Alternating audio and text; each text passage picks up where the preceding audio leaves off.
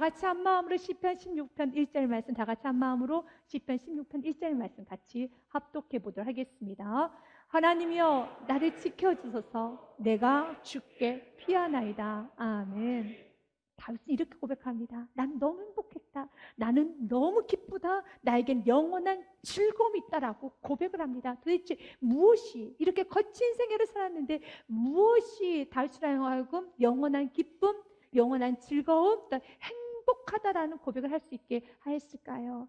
다윗의 고백을 통해 보면 알 수 있습니다. 1절 말씀에 다윗은 이렇게 고백합니다. 하나님이여 나를 지켜주소서 내가 주께 피하나이다. 아멘. 다윗은 하나님의 자녀됨의 권세를 마음껏 누렸어요. 다윗은 힘들 때마다, 환경이 좀 거치게 다가올 때마다 속상하고 누군가에게 아픔을 당하고 그리고 마음 가운데 슬픔이 있을 때마다 그는 하나님의 이름을 불렀어요. 그리고 하나님 나를 좀 지켜주세요. 그리고 하나님 뒤에 숨었습니다. 여러분, 인간은 항상 연약하기 때문에 누군가 숨을 곳이 있고 나를 받쳐주고 나를 보호해주는 사람이 있으면 인간은 안정감을 갖지 않습니까? 맞아요.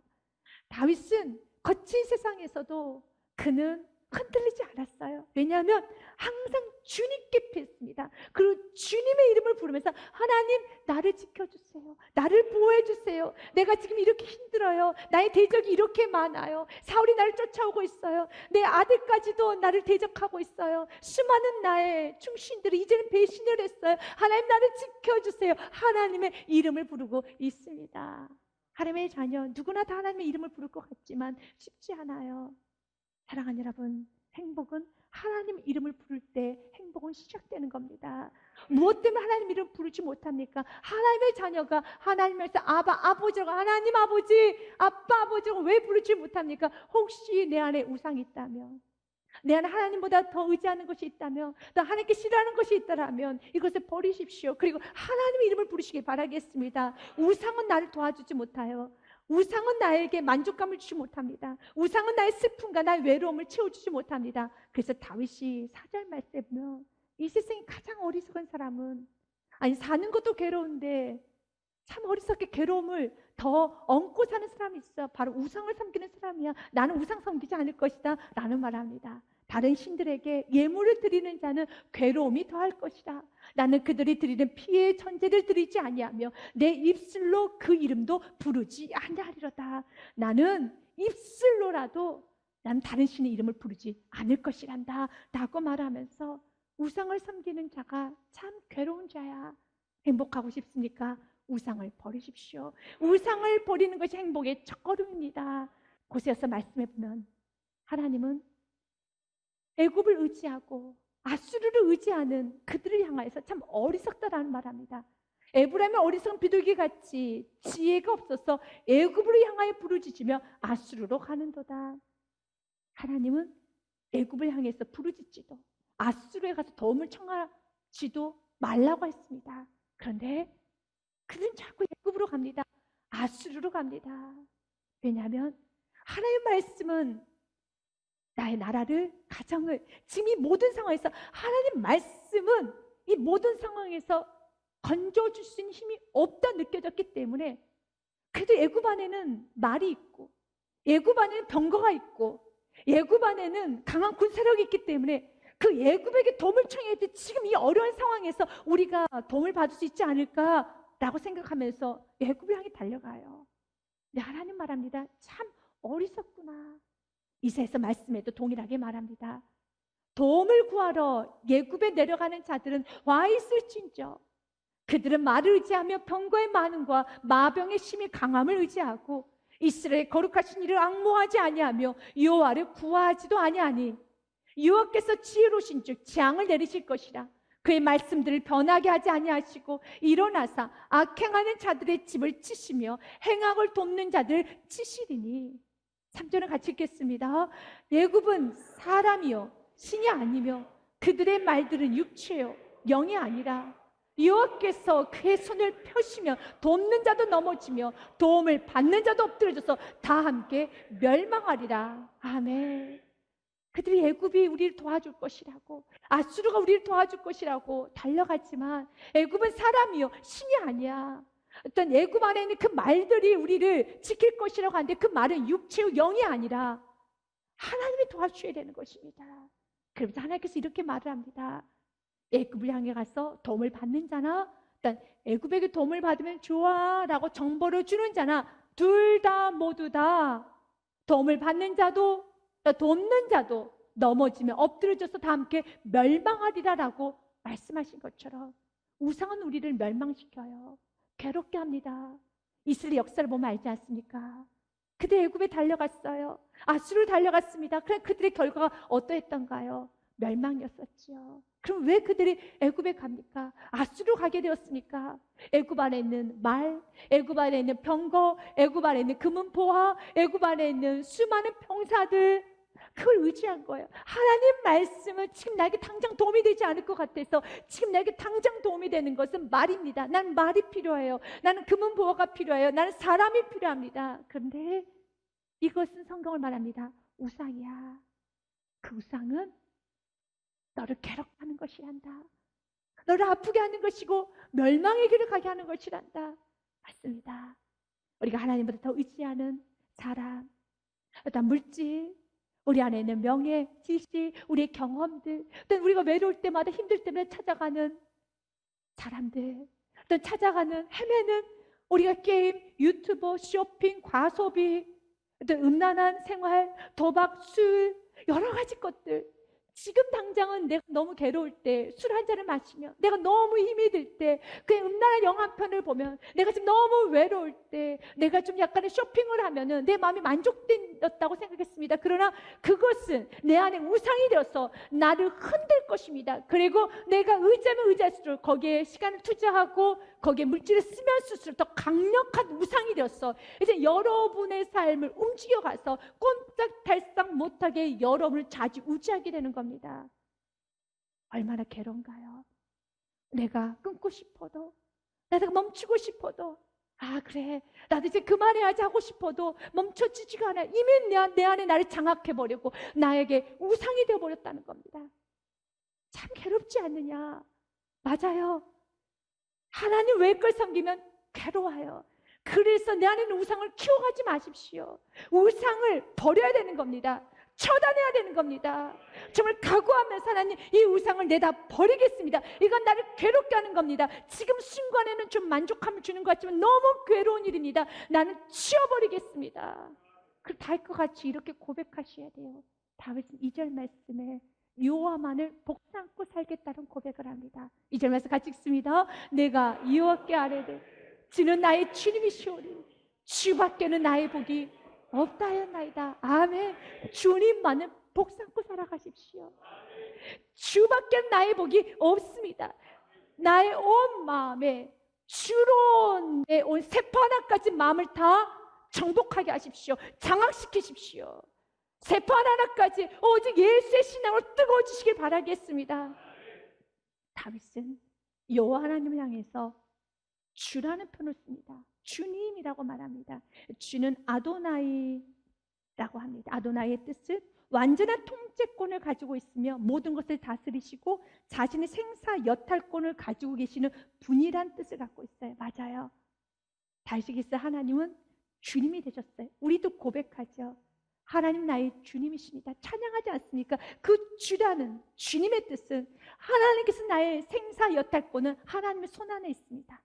생사화복은 하나님의 손 안에 있습니다. 하나님이 다스리시고 하나님이 통제하시고 내가 살고 죽는 건 당신의 손 안에 있습니다. 다윗의 주위에 참 어려움이 많았어요. 난 다윗이 넘어뜨리려고 하는 못된 사람들이 많았어요. 사울을 비롯해서 사울뿐만 아니라 어제는 그에게 충신이었고 어제는 그에게 참 기쁨이었던 사람이 오늘은 그를 배신하고 그에게 창을 던지고 그에게 아픔을 줬던 수많은 사람들이 있었어요. 다윗의 생명을 노리려고 했던 많은 사람들이 있었어요. 왜 그렇게 다윗을 힘들게 하고 다윗을 무너뜨리고 다윗의 생명을 노릴까요? 이유는 한 가지예요. 성경은 이렇게 말합니다. 요한 1서 3장 13절 말씀에 보면 형제들아 세상이 너희를 미워하여도 뭐 이상히 여기지 말아라. 이상할 거 없어. 4장 12절 말씀에도요, 사랑하는 자들아 너희를 연단하려고 오는 불시험을 이상한 일로 당하는 것 같이 이상히 여기지 말아라. 맞습니다. 세상은 사단이 공중모세 잡고 있어요. 그래서 하나님의 사람들을 자꾸 공격하려고 합니다. 무너뜨리고 합니다. 그런데 내가 공격을 받고 또 내가 오해를 받고 아픔을 당하고 때로는 내가 좌절을 경험하고 난 열심히 살았는데 나에게 열심히 산 만큼 나에게 수입이, 내 수고의 대가가 주어지지 않는다 할지라도, 난 열심히 자녀를 키웠는데 내 자녀가 좀 여러분 바른 길로 서 있지 않는다 할지라도 너무 그걸 이상히 여기지 말고 그래 철저히 점검은 해봐. 내가 정말 말씀을 살았는가 살지 않았는가 점검을 해야 되지만 이 모든 고난을 너무 이상히 여기지는 말아라. 하나님의 자녀로서의 증거가 되기도 합니다. 13절 말씀에 오히려 너희가 그리스도의 고난에 참여하는 것으로 즐거워하라. 이는 그의 영광을 나타내실 때 너희로 즐거워하고 기뻐하게 하려 함이라. 아멘. 즐거워하라는 것입니다. 다윗에게 많은 어려움이 있었어요. 다윗을 공격하는 수많은 사람이 있었습니다. 그런데 다윗은 그런 많은 공격과 그런 수많은 아픔 가운데서도 전혀 그는 힘들지요. 그러나 그 흔들리지 않고 충만한 기쁨으로 이길 수 있었던 것은 그가 날마다 고백합니다. 주님은 나의 주님이십니다. 하나님은 나의 주님이십니다. 주의 뜻이 무엇이었습니까? 아도나이. 내 생사 여탈권은 당신의 손 안에 있습니다. 그 누구도 나를 죽일 수 없습니다. 그 누구도 나를 무너뜨릴 수 없습니다. 그 누구도 내 것을 빼앗아 갈 수가 없습니다. 생사화복의 주인은 주님이십니다. 나의 생명, 내가 살고 죽는 것은 당신의 손 안에 있습니다. 당신의 생명싸기 안에 있습니다. 그렇기 때문에 수많은 공격이 와도 그는 당당하고 수많은 어려움이 와도 그가 버틸 수 있는 것은 어떤 공격에도 하나님은 나를 지금 보호하고 계시니 하나님이 나의 주님이시오니 이 가정의 주인은 하나님의 주님이시오니 사업장의 주님은 하나님이시오니 인생의 주인은 하나님이시오니 하나님은 나의 가정의 주님이시고 사업장의 주님이시고 직장의 주님이시고 인생의 주님이시니 감히 그 누가 하나님의 손 아래 있는 생명싸기 안에 있는 인생을, 가정을, 사업장을, 일터를 그 누가 빼앗아갈 수 있겠습니까? 그래서 그는 고백합니다. 하나님은 나의 주님이십니다. 그리고 5절에 그 한 번 더 고백합니다. 여호와가 나의 산업의 소득이시고 나의 분기시고 그 여호와께서 또한 내 분깃을 지켜주십니다 라는 고백을 합니다. 5절 말씀 같이 읽겠습니다. 여호와는 나의 산업과 나의 잔의 소득이시니 나의 분깃을 지키시나이다. 아멘. 다윗은 많은 산업과 많은 소득이 있었어요. 왕이라는 여러분 신분, 굉장한 소득이고 굉장한 산업이죠. 또한 그가 가지고 있는 금은보화, 또한 말, 병거, 또한 백성들의 평판 너무 많습니다. 그런데 다윗은 말합니다. 아니, 나의 산업, 내가 소득, 내가 40년간, 50년간, 70년간 내가 열심히 생활하고 열심히 벌어서 지금까지 왔던 모든 소득은 물질이 아니야. 나에게 있을 소득, 나에게 있을 산업은 물질, 직장, 내 명예, 학위 아니란다. 왕이란 직책, 병거, 말, 백성의 평판 아니란다. 나의 소득은 70년간 내가 살아오면서, 내가 80년간 살아오면서 나의 모든 소득은 오직 한 가지야. 하나님이 내 소득이야. 하나님이 나의 산업이야. 다윗은 하나님을 소득이라고 고백합니다. 그래서 다윗은 왕의 자리를 지키려고 노력하지 않았어요. 금은보화를 지키려고 백성들의 마음이 항상 나를 향하게 만들려고 노력하지 않았어요. 그가 최고로 지켰던 건 하나님을 지켰고 좀 더 정확히 말하면 신앙을 지켰어요. 신앙을 지켜야지만 하나님께서 수반지 뭐라고 말합니까? 하나님을 산업 삼을 때, 분깃 삼을 때, 소득을 삼을 때 하나님께서 나의 분깃, 나의 왕의 자리, 하나님께 나에게 주신 모든 것은 하나님이 지키십니다. 맞습니다. 여러분이 하나님을 소득 삼을 때, 여러분들이 신앙을 지킬 때 하나님께서는 여러분의 가정을 지켜주세요. 여러분 사업장을 지키는 겁니다. 여러분 직장을 지키는 겁니다. 내가 직장을 지키는 게 먼저 아니에요. 다윗은 고백하잖아요. 나는 사업장을 지키는 게 먼저 아니지. 나라를 지키는 게 먼저 아니지. 다윗 왕이 얼마나 스트레스를 많이 받았겠습니까? 이 나라를 잘 지켜야 되는데, 근데 다윗은 분명하게 알았어요. 내가 나라를 잘 지키는 길은 내 신앙을 잘 지키는 길이란다. 요한 3서 말씀에도 1장 2절에 성경 우리에게 말합니다. 같이 읽습니다. 사랑하는 자여, 내 영혼이 잘된 같이 내가 범사에 잘되고 강건하길 내가 간구하노라. 아멘. 순서가 정확해야 돼요. 영혼이 잘 돼야 하지만 범사가 잘 돼요. 그리고 강건의 축복, 형통의 축복, 건강의 축복, 모든 축복을 받아요. 거꾸로 가시면 안 됩니다.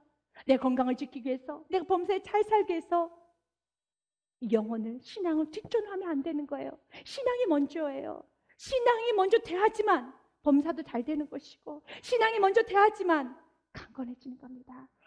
다윗은 말을 합니다. 여호와가 나의 산업이십니다. 여호와께서 나의 소득이십니다. 하나님만 붙들면 됩니다. 그랬더니 그 하나님께서 나의 분깃을, 이 땅에서 내가 책임져야 될 많은 분깃들을 하나님이 지켜주셨습니다. 그리고 다윗이 동시에 고백합니다. 하나님께서 줄로 지어준 구역, 하나님께서 바운더리 쳐준 구역, 그곳이 참으로 아름답습니다 라는 고백을 해요.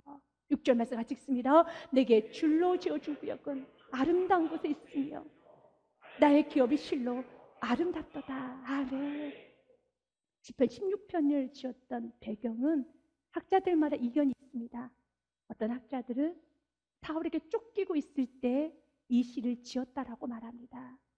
또 어떤 학자는 압살롬의 반역에 의해서 궁전에서 쫓겨나갔을 때 지었던 시라고 말합니다. 사울의 쫓기나 압살롬에서 쫓기나 결코 아름다운 장소는 아니에요. 근데 그가 말합니다. 그는 하나님께서 보내신 곳에 있는 것이, 그곳이 아름다운 곳이란다. 하나님은 나의 주님이시기 때문에 내가 내 생명을 지킬 수도 없고 내 자리를 지킬 수도 없고 하나님이 지켜주셔야 되기 때문에 하나님께서 머물라는 그곳에 있는 것이 실로 아름다운 곳에 있으며, 그 바운더리 안에 있는 것, 때로는 그 환경이 내가 너무 힘들고 도망치고 싶고 떠나고 싶고 포기하고 싶다 할지라도 하나님께서 허락하신 그 환경 안에 있는 것이 실로 아름답단다. 여러분, 하나님께서 허락하신 장소에 있어야 돼요. 그곳이 아름다운 겁니다. 그것이 때는 거칠고 힘들다 할지라도 그곳에 머무는 것이 가장 아름다운 인생이에요. 수많은 우리 신앙의 선배들이 아름다움은 어떤 아름다움이었습니까? 고난 현장 가운데 포기하죠 끝까지 충성하고 헌신하면서 그 자리를 지킬 때 수많은 신앙의 선배들 아름답게 하나님의 영광을 드러내지 않았습니까? 마찬가지예요. 하나님께서 여러분 허락하신 그 환경은 내게 줄로 지어준 구역, 답답하게 느끼지 마시고 이 줄로 지어준 그 바운더리가 심히 아름다운 곳에 있습니다. 이걸 아름다움으로 고백할 수 있는 건 다윗이에요. 이 다윗의 고백이 우리의 고백이 되기 원합니다. 그러나 다윗도 처음부터 이렇게 하나님 줄로 지어준 구역이 아름답습니다 라고 했던 건 아니에요. 다윗도 실패가 많았어요. 사울이 자신을 쫓아오고 사울의 그 쫓김이 너무 두려워서 다윗이 이스라엘 땅을 떠나 블레셋 땅으로 갑니다.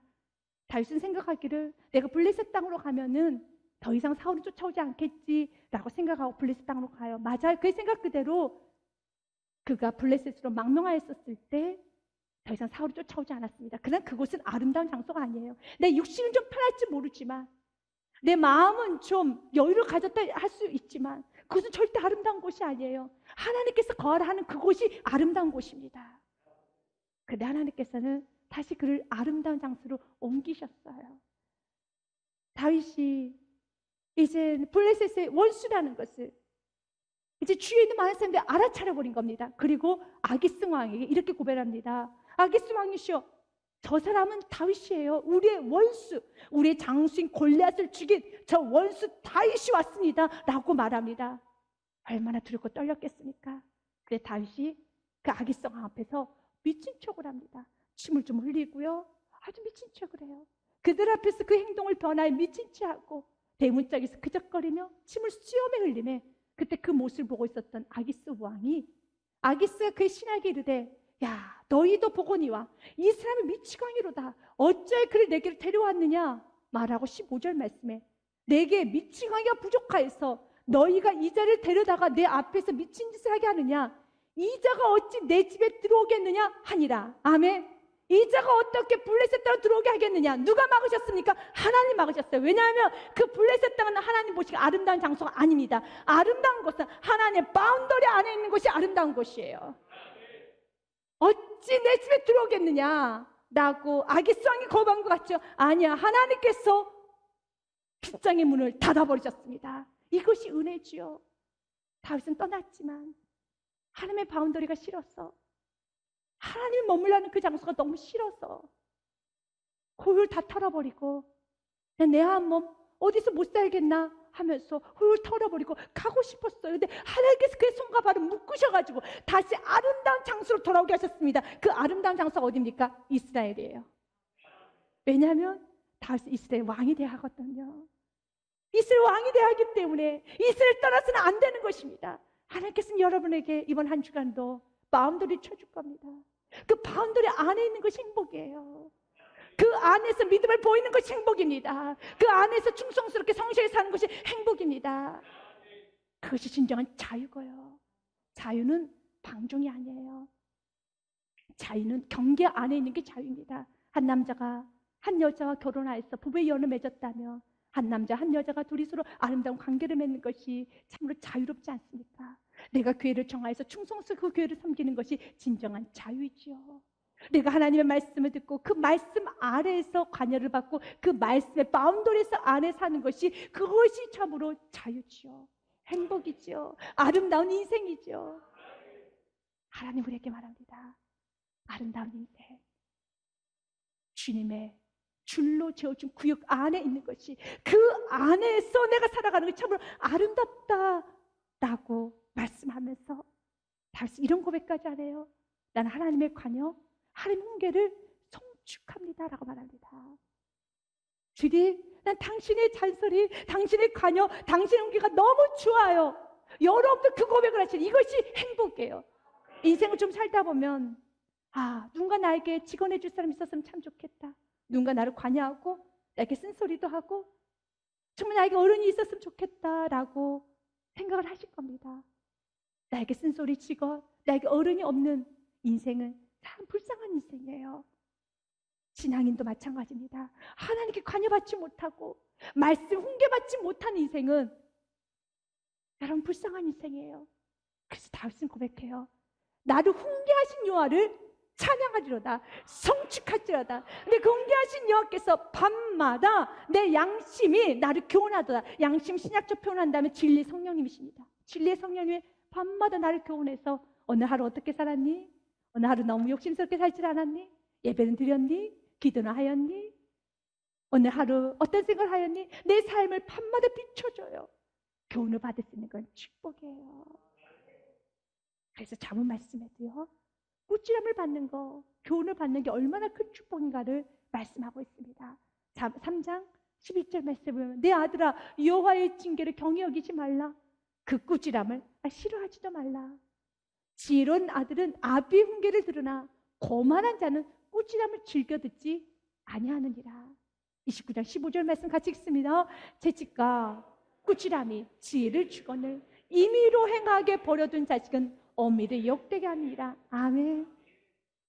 하나님께서 여러분 인생을 임의로 버려두지 아니하는 인생이 되셔야 돼요.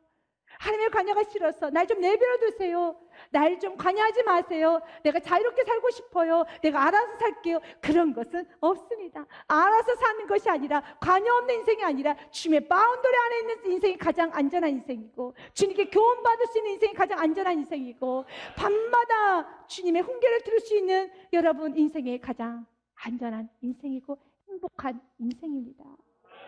그러면서 다윗은 고백합니다. 주님께서 밤마다 나를 관여하셨고 밤마다 나를 주님께서 훈계하셔서 가장 좋은 길을 나를 인도하여 주셨습니다. 주께서 이끄시는 그 길은 영원한 즐거움이 있는 길이고, 주께서 이끄시는 그 길만이 충만한 기쁨이 있는 길입니다. 아멘.